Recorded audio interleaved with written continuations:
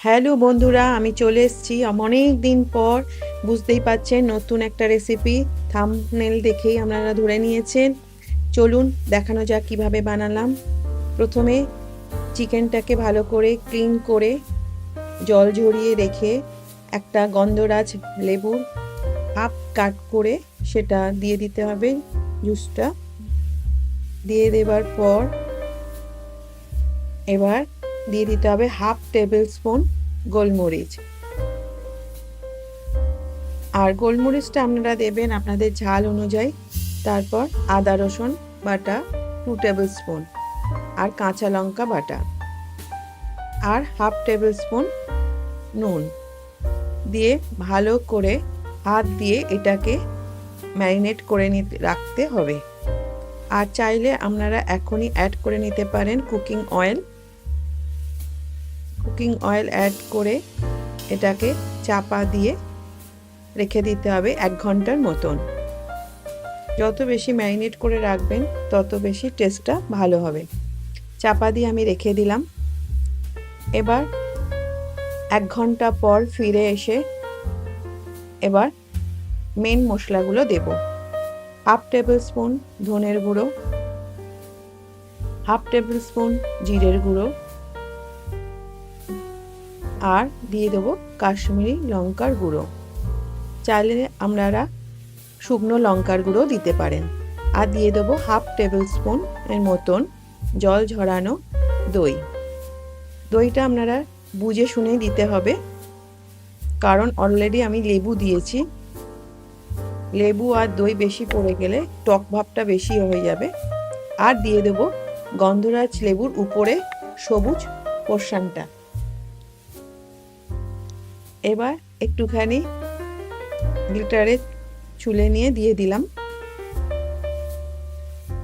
এবার এটাকে হাত দিয়ে ভালো করে ম্যারিনেট করে রাখবো। এটা বেশিক্ষণের জন্য রাখতে হবে না, 5 মিনিট মতন রাখলেই হবে।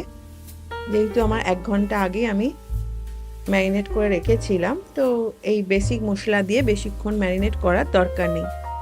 এবার একটা কড়া নিলাম, নিয়ে তার মধ্যে কিছুটা সাদা তেল নিয়ে নেব।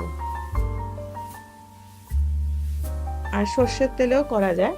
সর্ষের তেলের মধ্যে অনেকে ঘি দিয়েও করেন, কিন্তু ঘি দিয়ে সর্ষের তেলের মধ্যে দিলে, আর এটা যেহেতু লেবু আছে, অ্যাসিডিটিটা আসতে পারে, তাই জন্য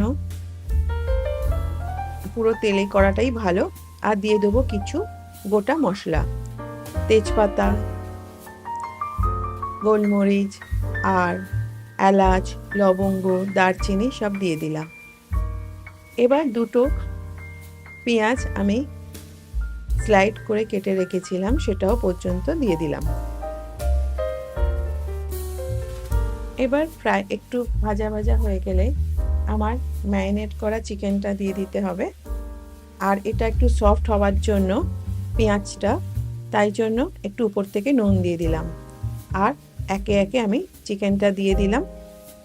চিকেনটা দিয়ে এবার যেটুকুনি মশলা ছিল সেটাও, জলটা বাটির মধ্যে ছিল সেটাও পর্যন্ত দিয়ে দিলাম। দিয়ে এবার একটু চাপা দিয়ে 15 থেকে 20 মিনিট লো ফ্লেমে কিন্তু করতে হবে। মিডিয়াম টু লো ফ্লেমে করতে হবে। হাই ফ্লেমে করলে এটা কড়ার মধ্যে লেগে যাবে। এবার এটাকে চাপা দিয়ে আমি 15 থেকে 20 মিনিটের মতন লো ফ্লেমে করব। তার আগে দিয়ে দেবো কেটে রাখা 2 টুকরো গন্ধরাজ লেবু। আর গন্ধরাজ লেবুর যে পাতাটা আছে সেটাও দিয়ে দেবো, সেটা দিলেও টেস্টটা অন্যরকম আসে। দিয়ে দিলাম। এবার 15-20 মিনিটের মতন, কোনো বিরক্ত করব না, এবার সে তার মতন করে হবে। আর দিয়ে দেবো 2টো লঙ্কা। এবার চাপা দিয়ে রেখে দিলাম। দিয়ে 15 থেকে 20 মিনিট পর ফিরে এসে দেখতেই পাচ্ছেন তেলটা আলাদা হয়ে গেছে, মশলাগুলো আলাদা আলাদা হয়ে গেছে। তার মানে আমার রেসিপি একদম রেডি। এবার এটা গরম ভাতের সাথে খুব ভালো খাওয়া যায়। চাইলে রুটির সাথেও হয়, কিন্তু গরম ভাতে খেতে খুব ভালো লাগে। যদি আপনাদের ভালো লাগে অবশ্যই শেয়ার করবেন, সাবস্ক্রাইব করবেন। Thank you.